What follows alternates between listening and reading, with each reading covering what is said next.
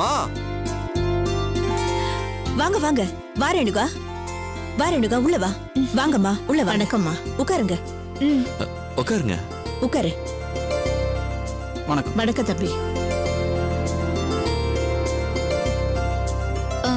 எதுக்காகம்மா என்ன அர்ஜென்ட்டா வர சொன்னீங்க? என்ன விஷயம்? ஆபீஸ்ல நடந்த விஷயத்தெல்லாம் நானும் கேள்விப்பட்டேம்மா. மனசுக்கு ரொம்ப கஷ்டமா இருந்தது. நீ எதை பத்தியும் கவலைப்படாத, மனசு போட்டு குழப்பிக்காத. மத்தவங்களோட விமர்சனத்துக்கெல்லாம் நாம பதில் சொல்லிக்கிட்டு இருந்தா நாம போக வேண்டிய இடத்துக்கு போக முடியாது. நீ எப்பவும் போல ஆபீஸ்க்கு போ. நீங்க சொல்றது எனக்கு புரியுதுமா. ஆரம்பத்துல நானும் உணர்ச்சி வசப்பட்டேன். அதுக்கப்புறம் தான் யோசிச்சேன், நம்ம ஆபீஸை விட்டு நாளைக்கு வேற ஆபீஸ்க்கு போனாலும் இந்த மாதிரி சம்பவம்லாம் நடக்கத்தான் செய்யும்.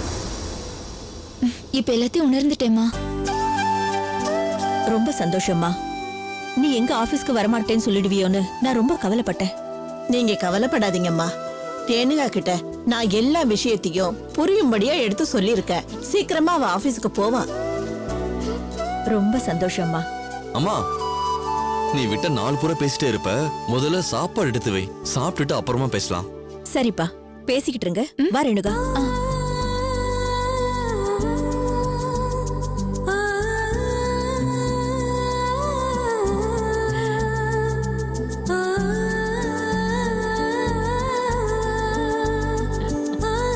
இந்த போட்டோஸ் எல்லாம் என் புள்ள ஒவ்வொரு ஊருக்கு போகும்போதும் அங்கிருந்து வாங்கிட்டு வந்ததுமா.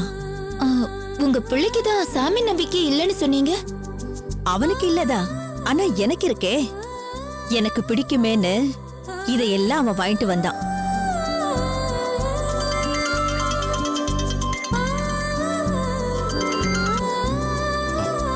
Hello, 1 second.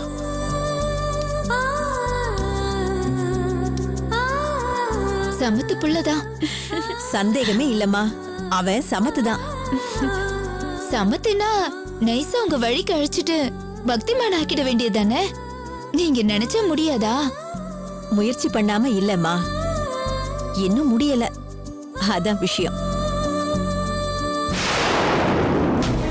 ஐயோ ஐயோ ரேணுகா, ஐயோ ஐயோ கடவுளே, ஐயோ சுரேஷ், சுரேஷ் பாட்டி, ஐயோ ஐயோ ஐயோ கடவுளே, வெளியில வாமா, வா பாட்டி, வாமா வெளியில, வாமா வெளியில வந்துரு. இருமா. ஐயோ என்ன ரேணுகா, கொஞ்சம் ஜாக்கிரதையா இருக்க கூடாது. உனக்கு ஒண்ணு ஆகலையம்மா, உனக்கு ஒண்ணு ஆகலையே. கடவுள் இருக்காரு, நமக்கு கடவுள் இருக்காரு. என்னம்மா இது, என் வீட்டுக்கு வந்த நேரம் இப்படி ஆயிடுச்சு. இல்லம்மா, அப்படி எல்லாம் சொல்லாதீங்க. நம்ம அறியாம சில நேரம் தப்பு நடக்கிறது சகஜம்தான். அதுக்காக உங்க வீட்டுல வந்துதான் இப்படி எல்லாம் நடந்ததுன்னு சொல்லாதீங்க. இல்லம்மா, என் வீட்டுல இப்படி ஒரு சம்பவம் நடந்திருக்குன்னு நினைச்சாதான் என் மனசுக்கு ரொம்ப சங்கடமா இருக்குமா. சரிம்மா, கடவுள் மேல பாரத்தை போடுவோம். ரேணுகா, எரிஞ்சு போன புடவையை கட்டிட்டு இருக்க கூடாதுமா. வேற புடவை தர. வா வா ரேணுகா. ஆமா ரேணுகா, போ வா, போய் வேற புடவை மாத்திக்க போ. வாமா. கடவுளே, என்ன இது சோதனை. நல்ல வேளையே ரேணுகாவுக்கு ஒண்ணும் ஆகல. அவளை நீதாப்பா காப்பாத்தணும், நீதாப்பா காப்பாத்தணும். மா, நானே சாப்பாடுலாம் எடுத்து வச்சிட்டேமா. எங்க இருக்கீங்க? இதோ வந்துட்டு இருக்கேன்ப்பா. அவங்களை கூட்டிட்டு வாங்கம்மா. வரோம் வரோம்.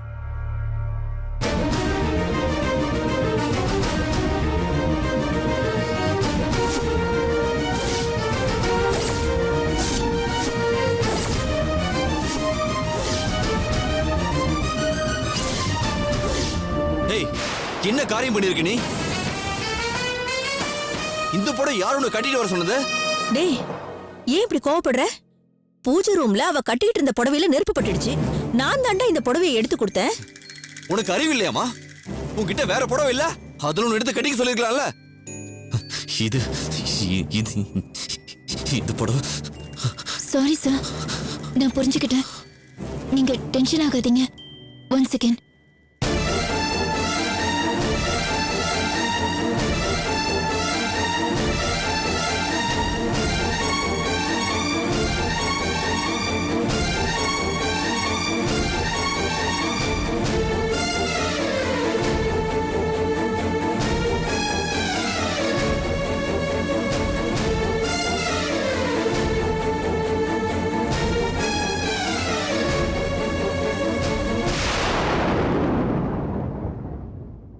உங்க அம்மாவுக்காக நான் சாரி கேட்டுக்கிறேன் சார். அவங்க சட்டுன்னு வேற புடவை கொடுக்கணும்னு நினைச்சாங்களே தவிர அது தான் புடவையா உங்க வைஃபோட புடவையான்னு பார்க்க மறந்துட்டாங்க. அது பெருசா எடுத்துக்காதீங்க. வாங்க பாட்டி.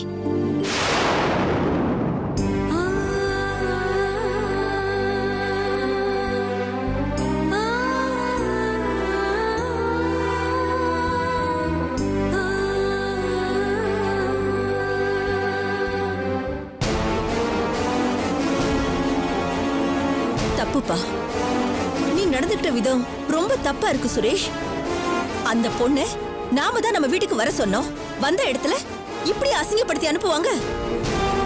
உனக்கு உன் கையில் முக்கியம்னா அவங்களுக்கு அவங்க முக்கியம்பா. அடுத்தவங்க உணர்ச்சியை மதிக்காத நாம அப்புறம் நீ எல்லாம் என்னடா மனுஷன்? நான் என்ன தப்பு பண்ண?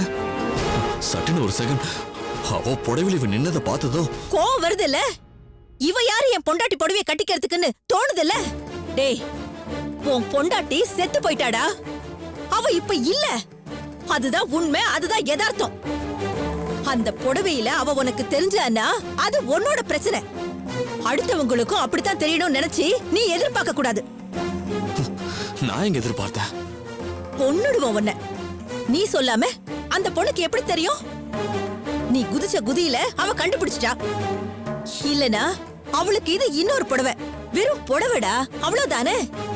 வீட்டுக்கு போய் கழட்டி துவச்சு அடுத்த தடவை வரும்போது கையில கொண்டு வந்து கொடுத்துருப்பா. நீ இப்படி உள்ள வச்சே இவ்ளோ நாளைக்கு என்ன சாதிச்சிருக்கேன்னு யோசிச்சு பாரு. செவுத்து மேல ஒட்டட படிஞ்ச மாதிரி உன் புத்திய நீ மழுங்கடிச்சது மட்டும்தான் மிச்சம். உன் துக்கம் தான் பெருசுன்னு சொல்லாத. எல்லாருக்கும் துக்கம் இருக்கத்தான் செய்யும். எல்லாரும் எல்லாத்தையும் தொடச்சு போட்டுட்டு வேலை பார்க்கத்தான் செய்யறாங்க. ஏன் இந்த ரேணுகாவை எடுத்துக்கோ. அவ புருஷன் அவளை கத்தியாலே குத்தி கொலை பண்ண வந்திருக்கான். இன்னைக்கு ஜெயில தண்டனை அனுபவிச்சுட்டு இருக்கான். அவ தாங்கல. அந்த கத்தி குத்துல அவ வயித்துல இருந்த கருவே கலைஞ்சு போயிருக்கு. சகிச்சுக்கல. இதுதான் விதின்னு ஏத்துக்கிட்டு சிரிச்சுக்கிட்டே வளைய வரல. அந்த பக்குவம் உனக்கே இல்லாம போச்சு. மொத்தத்துல பிரச்சனைன்னு எதுவுமே இல்ல சுரேஷ். உன்னோட மெச்சூரிட்டி லெவல் தான் அது தீர்மானிக்குது. நீ எவ்வளவு பெரிய பிசினஸ் மேனா இருந்தா என்ன, எவ்வளவு சம்பாரிச்சு என்ன பிரயோஜனம்? ஒரு சின்ன விஷயத்துல ஓ சகிப்புத்தன்மை இவ்வளவுதான் நீ காமிச்சிட்டே பாரு. அந்த பொண்ணு என்ன நினைச்சிருப்பா? தப்புப்பா. நீ உன்னை மாத்திக்கணும்.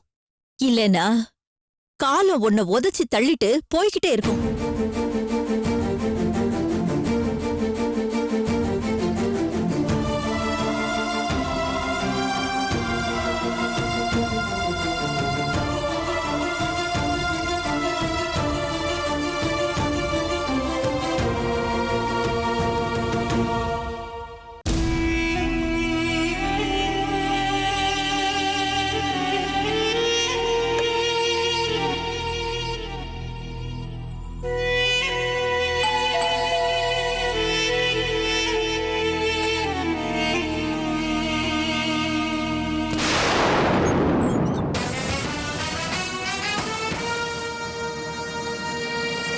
வரலாமா? உங்ககிட்ட கொஞ்சம் பேசணும். வாங்க, உட்காருங்க.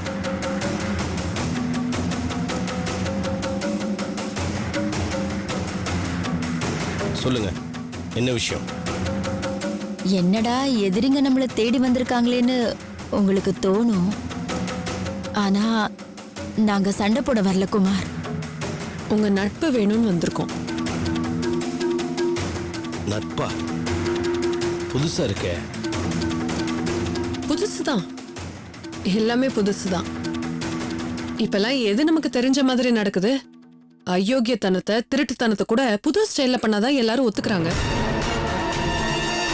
துரோகத்தை கூட சட்டப்பூர்வமா பண்றவங்க மகாத்மா ஆயிடுறாங்க.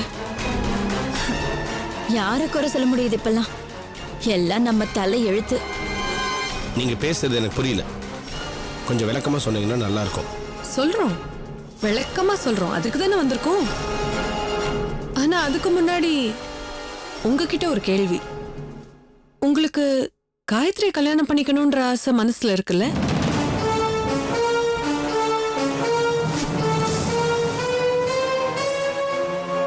என்னடா ரெண்டு பொம்பளைங்க வந்து இப்படி கேக்குறாங்களேன்னு தப்பா நினைக்காதீங்க. நாங்க எல்லாமே தெரிஞ்சுக்கிட்டு தான் வந்திருக்கோம். உங்களுக்கு எங்களால முடிஞ்ச உதவியை செஞ்சு பதிலுக்கு நீங்க என்ன செய்ய போறீங்க அப்படின்னு கேட்கறதுக்காக வந்திருக்கோம். என்னம்மா வேணும் உங்களுக்கு? ஏன் இப்படி சம்மந்தமே இல்லாம உளறி கொட்டுறீங்க? நாங்க எதுவும் உளரல மிஸ்டர் குமார். காயத்ரியை உங்களுக்கு கல்யாணம் பண்ணிக்கணும்ன்ற ஆசை இருக்குங்கிறது எங்களுக்கு தெரியும். எங்களுக்கும் காயத்ரியை எங்க வீட்டை விட்டு துரத்திடணும், அது உங்களுக்கும் தெரியும். சோ 2 பேருக்கும் கோல் ஒன்னா இருக்குங்கும் போது நம்ம எல்லாருமே ஃப்ரெண்ட்ஸ் தானே.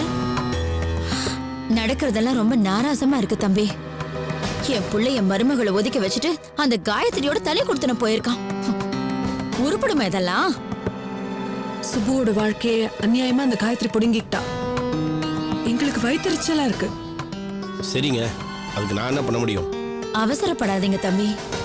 காயத்ரி நீங்க மிரட்டிட்டு இருக்கிற விஷயம் எங்களுக்கு தெரியும்.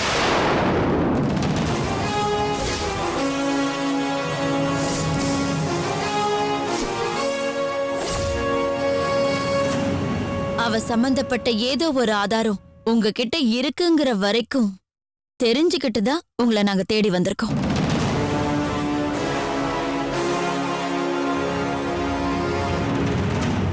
இன்னும் சொல்லணும்னா, இன்னைக்கு நீங்க காயத்ரி மிரட்டுறதுக்காக அவளுக்கு கால் பண்ணீங்கல்ல, அந்த கால் அட்டென்ட் பண்ணதே நான் தான். காயத்ரி அப்போ அங்க இல்ல. என்ன சொல்றீங்க? விதி, அதுதான் சொல்ல முடியும். காயத்ரி எங்க வீட்ல இருந்து எப்படிடா துரத்துறதுன்னு நாங்க யோசிச்சுட்டு இருந்த சமயத்துல தான் நீங்க அந்த போன் கால் பண்ணீங்க. சூர்யா கிட்ட அதை காட்டிடுவேன், அவங்க கிட்ட நான் அதை சொல்லிடுவேன்னு நீங்க மிரட்டினதை வச்சு நீங்க என்ன சொல்ல வரீங்கன்னு எனக்கு புரியல. ஆனா உங்க மனசு எனக்கு புரிஞ்சு போச்சு. என்னங்க சொல்றீங்க? அதெல்லாம் ஒன்றும் இல்லை, என்கிட்ட எந்த ஆதாரமும் இல்லை. நீங்க ஏதோ தப்பா புரிஞ்சுக்கிட்டு வந்திருக்கீங்க. தம்பி, தப்பா புரிஞ்சுக்கிட்டாலும் சரியா தானே நாங்க பேசுறோம். அதனால உங்களுக்கு எந்த பயமும் வேண்டாம். ஒரு காலத்துல உங்களையும் நாங்க எதிரியாத்தான் நினைச்சோம். அத நாங்க இல்லன்னு சொல்லல. ஆனா எப்ப எங்க எதிரிய நீங்க மிரட்டுறீங்கன்னு தெரிஞ்சதோ அப்பவே நீங்க எங்களுக்கு நண்பன் ஆயிட்டீங்க.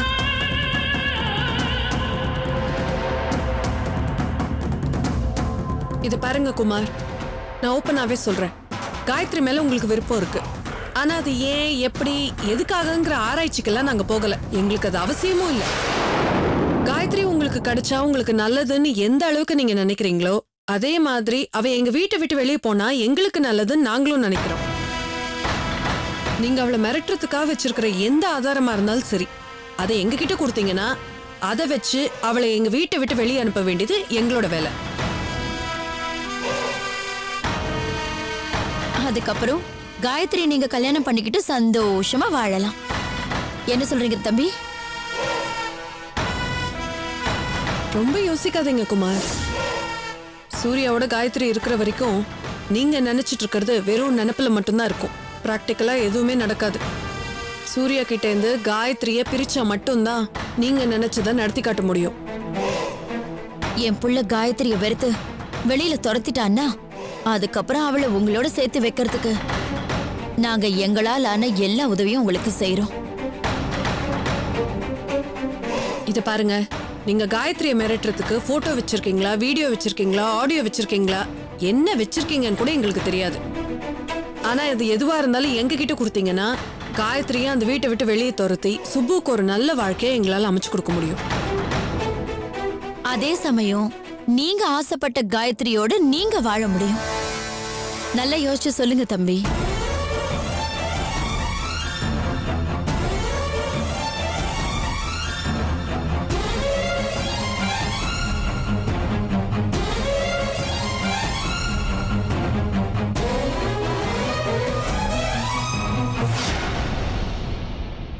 சரி,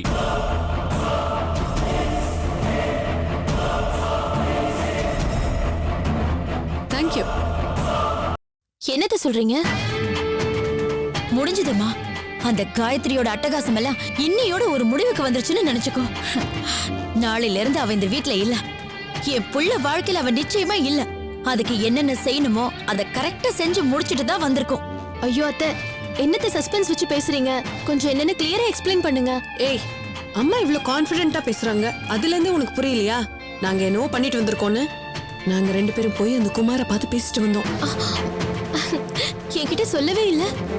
சொல்லாமல் செய்வோர் பெரியோர்னு நீ ஸ்கூல்ல படிச்சதில்ல? அதுதான். அவன்கிட்ட நிச்சயமா ஏதோ ஒரு விஷயம் இருக்கு. இத புடிச்சா நிச்சயமா இந்த காரியம் நடக்கும்னு தோணுச்சு. இதுதான் ரொம்ப முக்கியமான விஷயம்.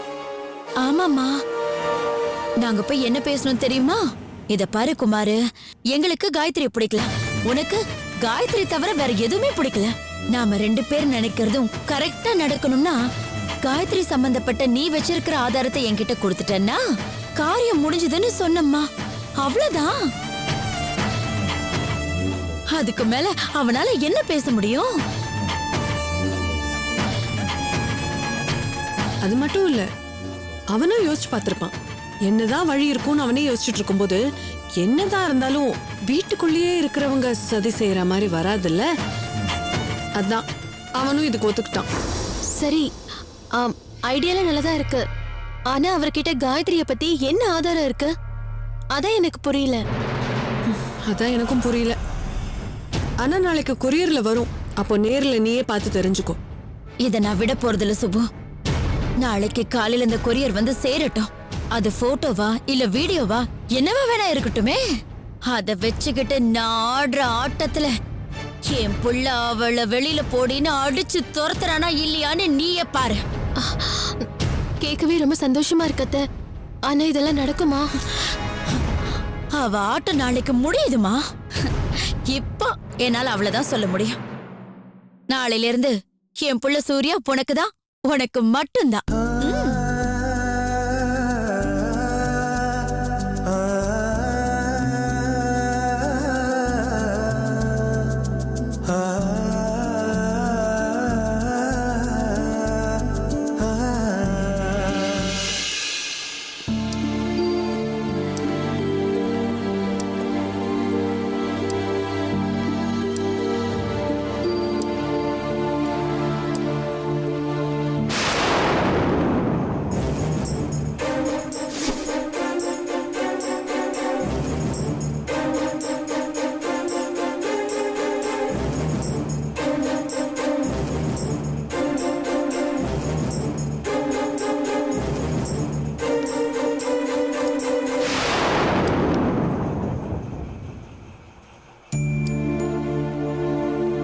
தண்டபாணி சார். ரேணுகா வரலையா? சார் அவங்க இன்னைக்கு லீவுன்னு ஃபோன் பண்ணி சொல்லிட்டாங்க சார். எதுக்கு லீவா? ஏதோ உடம்பு சரியில்லைன்னு சொன்னாங்க, ஆனால் டீட்டெயிலாக எதுவும் சொல்லல சார். சரி, உட்காருங்க. Thank you sir.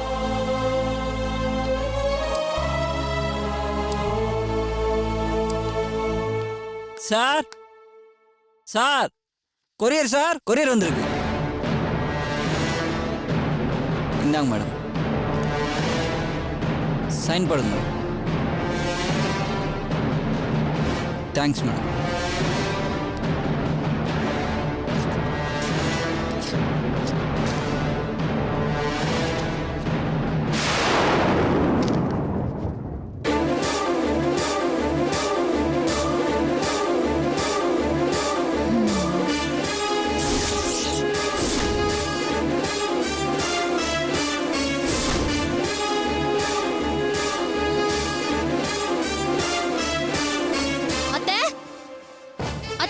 என்னமா அண்ணி, சீக்கிரம் வாங்கல. என்ன கண்டரவிய பாருங்களே. என்ன சுப்பு? பாருங்க அத்தை. சூர்யா, சீக்கிரம் கீழே வாங்க. ஏய் காயத்ரி, நல்லவ மாதிரி வேஷம் போடல, கீழே இறங்கி வா. என்னடி இது? பாருங்க அத்தை, என்னத்த நடக்குது இந்த வீட்ல? எப்படி எடுத்துட்டாங்கன்னு பாருங்களே. ஐயோ, சூர்யா, சீக்கிரம் கீழே வாங்க. டேய் என்னம்மா கத்திக்கிட்டே இருக்கீங்க? டேய், என்னடா இது? ஏன்டா இவ இப்படி நம்ம மானத்தை வாங்கிட்டு இருக்கா? என்ன இழவு இதெல்லாம்? பாரு, உன் பொண்டாட்டி செஞ்சிருக்கிற காரியத்தை நீயே பாரு, நல்லா பாரு. கருவம்.